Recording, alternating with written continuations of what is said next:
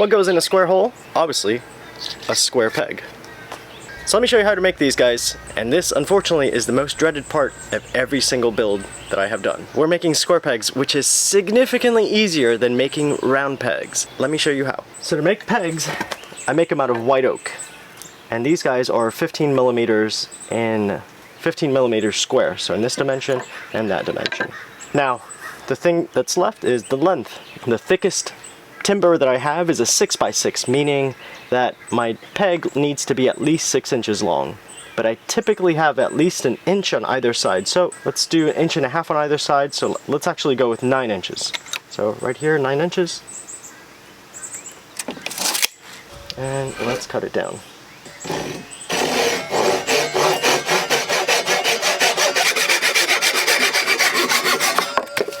And there it is. That's white oak. You can absolutely tell that's white oak because all the pores are clogged. You could make these out of other woods, but I personally prefer to make them out of hardwood, and a hardwood like white oak, which is much more weather resistant than red oak, is definitely what I prefer to use. So next up is planing. Now I have this planing jig over here, which has a kind of a narrow mouth over here, which I can just put my work into it, and it's not going to move around on me, so then I could just plane. Now the first thing that I do is I just clean up the faces, because I need to make some markings on there, and I want to see what the grain is doing. So I could see that there's something funny going on there. Let's just give this a quick planing on all 4 sides. Now I'm not taking it down any, I'm just cleaning up the rough stuff. Okay, let's see what that's all about. Okay, so now is when we're going to start to do our layout. So because this is for a Japanese frame, meaning the Japanese typically use 15 millimeter pegs offset from the cheek by 15 millimeters, we're conveniently going to use their square. And the thickness of this square is 15 millimeters, which makes it very easy to set up against the edge over here and strike a line. So now I do this by hand. Absolutely do this on a table saw. Nothing is stopping you from doing it, but I like to be able to read the grain and do it with a hand plane, because if I do see any sort of problems with the grain, I can correct that. Whereas with a table saw, it's just going to rip through the grain without a care of where it's going. So I'm only marking this on 2 faces now.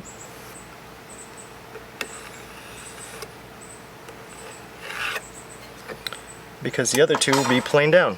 So there's one and there's the other. So this one, we're going to remove all this stuff. But we're not going to hand plane that. That's a lot of material to remove. And this one as well. So we're going to take off all of that stuff. So the easiest way to do this is you can either get a chisel and split it down. You can also use a hatchet. But what I prefer to use is a kindling cracker. Okay, so this here is a kindling cracker, and it's, you know, essentially just an axe that's been welded in place. Put my piece of wood in here, and this allows me to definitely see which way the grain is splitting. I put it a healthy amount off the line because I don't know which way the grain is going to go. So the grain seems to be going up towards like this, but I have a knot right here, so I don't really know what's going to happen. And if it does go into the line, well then I can always just chuck this piece. It's not a big deal. I haven't put that much work into it, and get myself a new one. But let's give it a try and see what it does.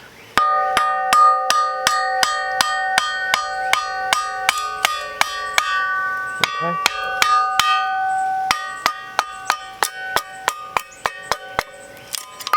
You see? It's split up in that direction. So let me give it a try from this direction and see, keeping in mind that it may propagate into the area that I want to keep. So that's not so bad. So it's essentially going to that knot, changing direction, and working out in my favor. So let's do it one more time. Get a little bit closer to that line.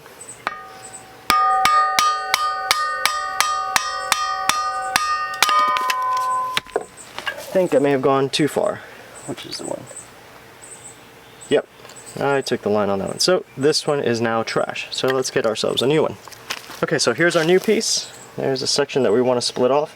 And let's take a look at the grain once again. So it looks like it's going up in that direction. So let's give it a try. Let's walk it over.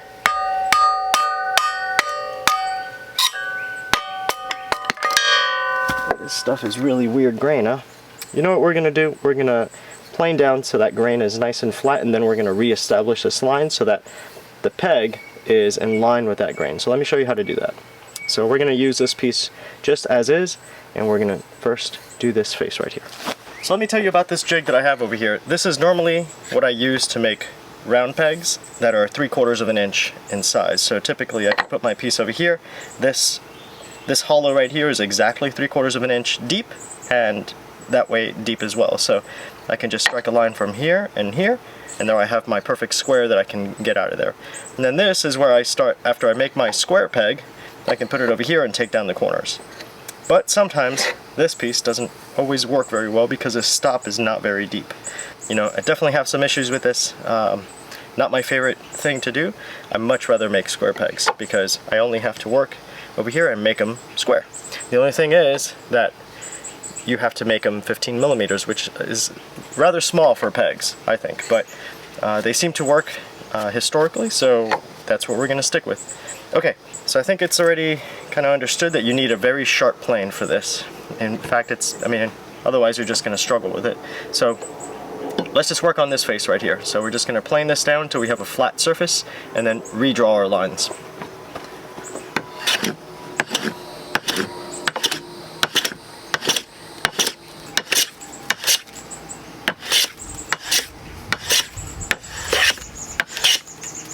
Let's see, is that flat yet? No, it's kind of round still, so I gotta draw it back over here.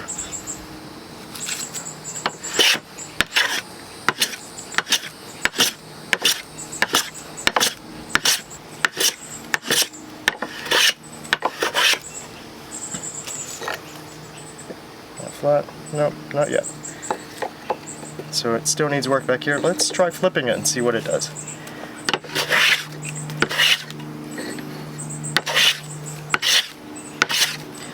So whenever you're planing, typically the exit side will be the one where the plane catches more and digs. Not so much at the beginning. So you can see that's why I have this kind of a big taper on here, and it's because the plane, when it was exiting over here, even though I was trying to work on this side over here, it was really digging down on the exit side over there. So I'm glad I did that when I did, because it looks like I have just enough material. And that's perfectly fine, because right there we're going to taper it down anyway to a point. So let's get rid of all these marks. And nothing there. That one is still relevant. Okay, so now that we've reestablished that taper, now I can come in over here and redraw this line.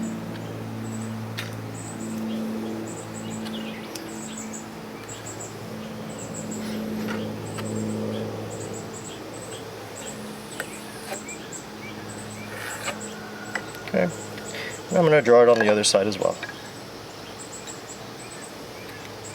Let's make sure we're on the right side. Yep. So like I said, this is something that you would not be able to do on a table saw. Even though many pegs these days are made commercially, this is kind of the table saw, that one way, shape, or form they will go through a table saw. Then they'll go through a sizer. If you buy round pegs, you might have grain in there that's just, you know, a complete mix-up, and you don't know really what you're going to get. Let's also put a line over here. But if you do them by hand, then yeah, they do take a little bit more time, but if you're timber framing, you're already kind of used to things taking a little bit more time, so not really a good argument against it. Okay, so now you can see we can take off that stuff, and in relation to that line, that grain is pretty straight, so I can come in with the Kindling Cracker right here, and very likely it's going to split right along that line and leave us enough material that we can work with. Okay, so we're going to keep that, get rid of this as well. And in that direction it looks pretty straight as well. So I got this from a sawmill. Nope, see, I drew my lines on the wrong place. So let's see, let's take off this section first. So I got my material from a sawmill, and you know, I have no say in which way the grain goes. So not until I get this piece home do I not have the opportunity to work on it. Alright, I'm going to take this back to a Kindling Cracker and remove some more material. And normally, if you're making a lot more of these pegs, you would have some sort of production line set up. You wouldn't be doing this individual onesie twosie back and forth. You'd have maybe 10 or 20 pegs that you'd be doing at the same time, which is going to save you a lot of travel time between your tool setups. So right here, let's go ahead and split that guy. It's going to split exactly where I want it. And look at that. I have maybe 1/8 of an inch off the line, which is not very much to take off with a sharp hand plane. So there we go, right there. Okay, let's see the other side. So this is the line that I need to get rid of. So let's see if we can get pretty close. The grain looks fairly straight. Hopefully we don't have any surprises. So let's put it right there. Let's see. Okay.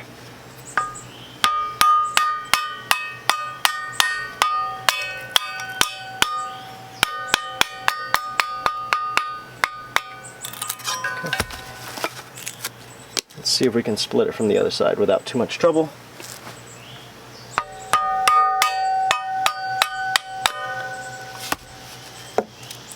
That looks pretty good. Okay, so now we have 2 flat sides and 2 rough sides. So let's go ahead and clean those up and get this guy down to size. So flat side down, let's go ahead and just turn this into a square.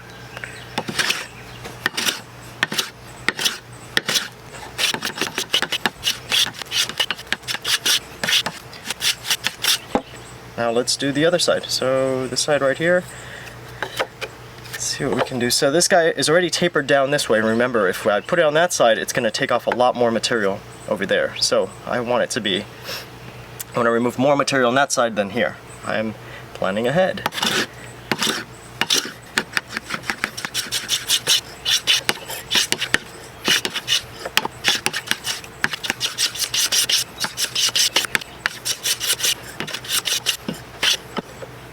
Now I can start to look at it down the length of the peg, and I can see if it's out of square. So I still have a little bit more to go to get to that line. And remember, our pencil has thickness, so I got to take that line.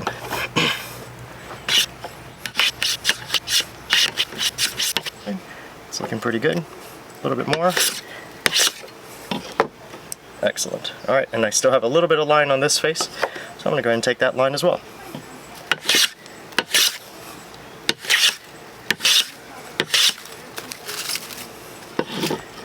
Excellent. That looks great.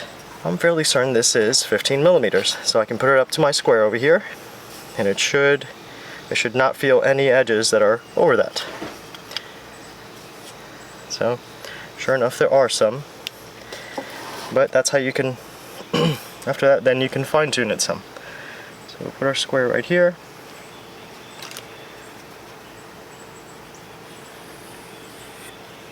Okay, right there. Let's see how we can get that down there. Okay, so let's see. So now is when it's handy to have a square hole around. So I can just go ahead and put my peg in there, and that goes in there pretty smoothly.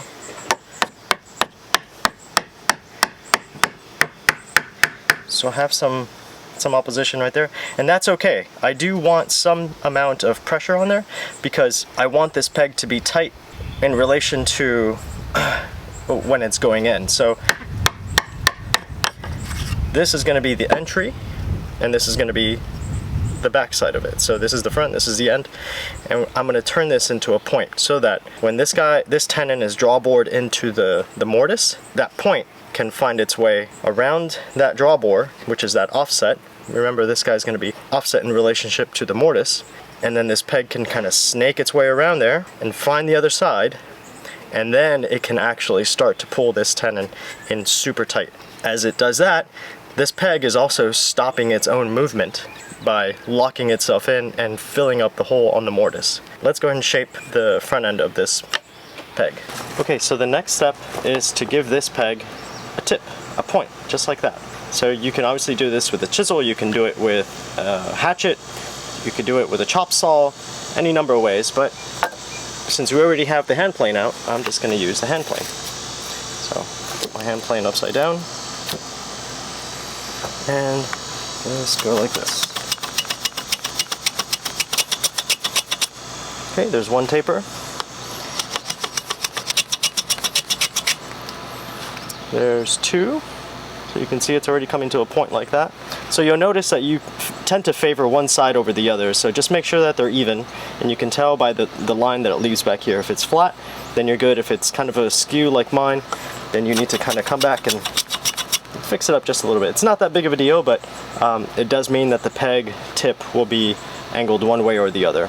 Okay, and now let's take down these 2 sides. Okay. Okay, and then let's round over that tip a little bit.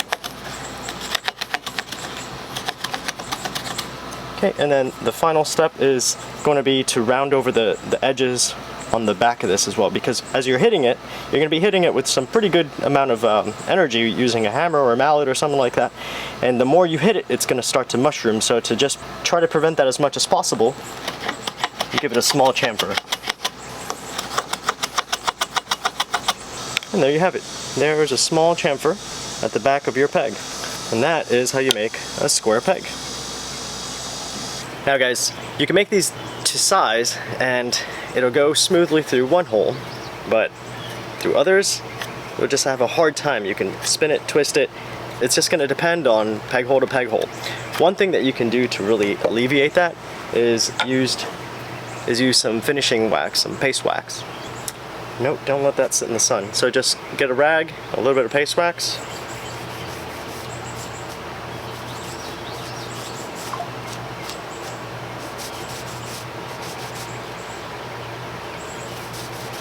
Remember, this peg doesn't need to go all the way through. It just needs to go in and stay out about 1.5 inches, right? So in some cases, I only have the tip protruding because it was just too tight. No matter how much you try, these holes are never going to end up perfect.